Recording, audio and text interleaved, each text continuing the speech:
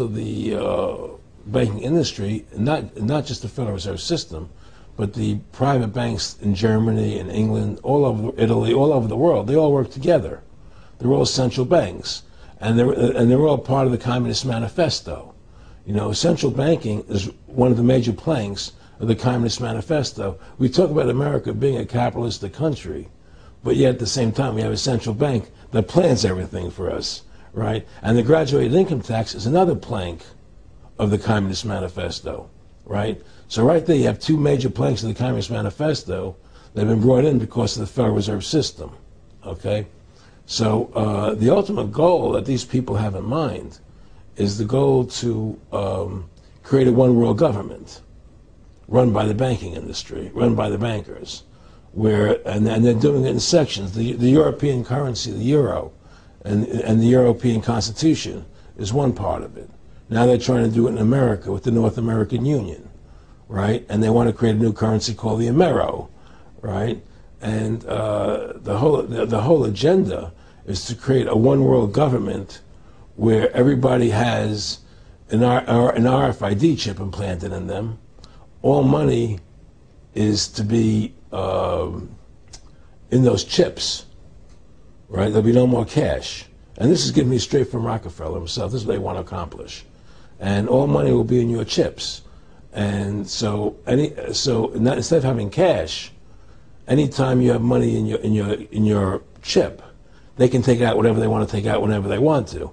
If they say you owe us this much money in taxes, they just deduct it out of your chip digitally. Total control. Total control. And if you're like me or you, and you're protesting what they're doing, they can just turn off your chip. And you have nothing. You can't buy food. You can't do anything. It's total control of the people. And that chip's connected to a database that has your purchasing records, what you do, what everything, you sell. Everything is in there, you know? And so they want a one-world government controlled by them, everybody being chipped, all your money in those chips, and they control the chips, and they control people. And you become a slave. You become a serf to these people. That's their goal. That's their intentions. Eric, can you be specific about when you met Rockefeller, how it happened in these discussions? I met Rockefeller through a female attorney I knew who called me up one day and said, one of the Rockefellers would like to meet you. I had made a video called Mad as Hell, and he'd seen the video and wanted to meet me and knew I was running for governor of Nevada. So sure, I'd love to meet him. And I met him, and I liked him, and he was a very, very smart man. And we used to talk and share ideas and thoughts. And he's the one who told me 11 months before 9/11 ever happened that there was going to be an event. Never told me what the event was going to be, but there was going to be an event.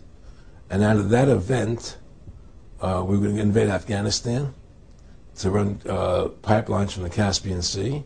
We were going to invade Iraq, you know, to take over the oil fields, establish a base in the Middle East, and make it all part of the New World Order.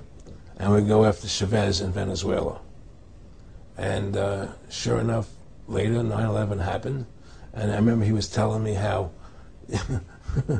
how you're going to see soldiers looking in caves for people in Afghanistan and Pakistan and all these places.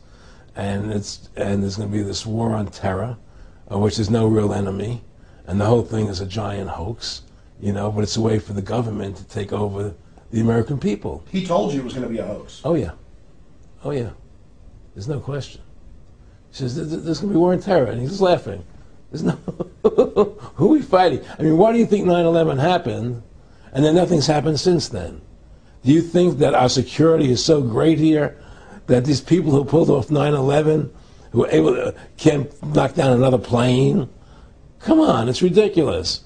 9/11 was done by people in our own government and our own banking system to perpetuate the fear of the American people into subordinating themselves to anything the government wants them to do.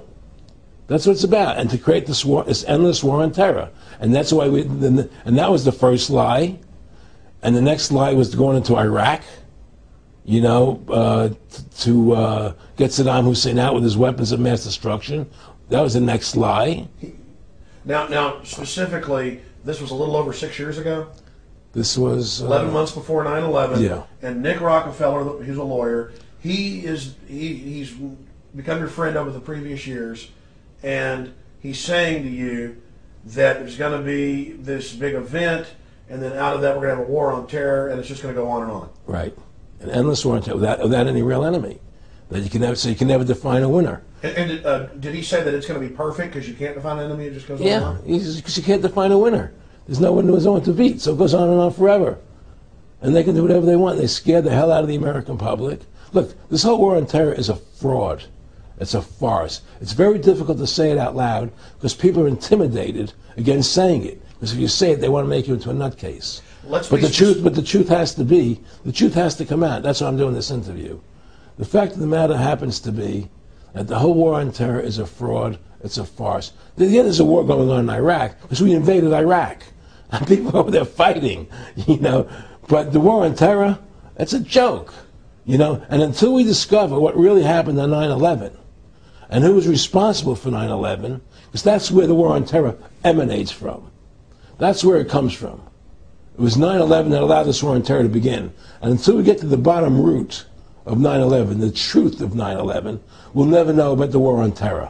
Aaron, you said that he was, and I think it's important, and I know this about the Rockefellers from Dr. Dennis Cuddy and many others who literally, you'll be 20 years old in a lunch line at college, and no, it's David Rockefeller. And they're experts at recruiting and getting what they call players, and that clearly he was, I want to make it specific and just get you to reiterate what you said last night about you got 30% of the vote, you were having an effect, you made mad as hell, they knew that you'd started the Constitution Party, they knew that you were somebody who was taking action and getting things done, you'd already made some big films, had a lot of other successes, right. So they were trying to recruit you, and didn't it come down to the point of, hey, we are here to recruit you, and don't worry, your chip's going to say, don't mess with us, this guy's don't touch. Yeah, yes, that did happen. Now, I was definitely being recruited, but it's more subtle than that. Well, in your words, just go through the process, and then what he said. Well, what it is remember we were friends, and we used to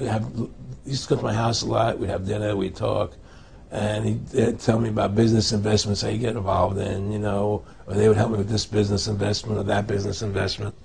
And was I interested in joining the Council on Foreign Relations? I would have to get a letter to join them, but was I interested in that?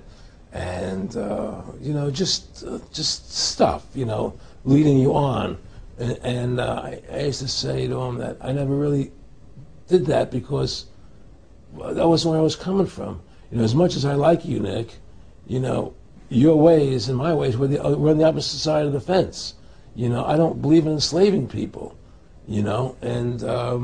And he would come back with, oh, I do? Or? Well, it would be more like, It's better for them. Well, it's more like, how do I put it? It was like, what do you care about them? What do you care about those people? What difference does it make to you? Take care of your own life. Do the best you can for you and your family. What do the rest of the people mean to you? They don't mean anything to you. They're just serfs. They're just people. It was just a lack of caring, and that's just not who I was. It was just sort of like cold, it was just like cold, and I used to say to him, what's the point of all this? You have all the money in the world you need. You have all the power you need. What's the point? What's the end goal? And he said the end goal is to get everybody chipped, to control the whole society. To have the bankers, the elite people, the bankers and some governor controlling the world. And I said, all the people in the Council on Foreign Relations believe this way you do? He said, no. Most of them believe they're doing the right thing. A lot of them believe it's better off being socialistic. We have to convince people that socialism is really capitalism. Because America's becoming a socialist country. It's a communist country today. Well, one of the things they told me was that he was at the house one night, and we would talk, and he started laughing. He said, Aaron, what do you think women's liberation was about? And I said, I had pretty conventional thinking about it at that point. I said, I think it's about women having the right to work, getting equal pay with men, just like they won the right to vote, And he started to laugh. He said, you're an idiot. And I said, why am I an idiot? He said, let me tell you what that was about. We, the Rockefellers, funded that.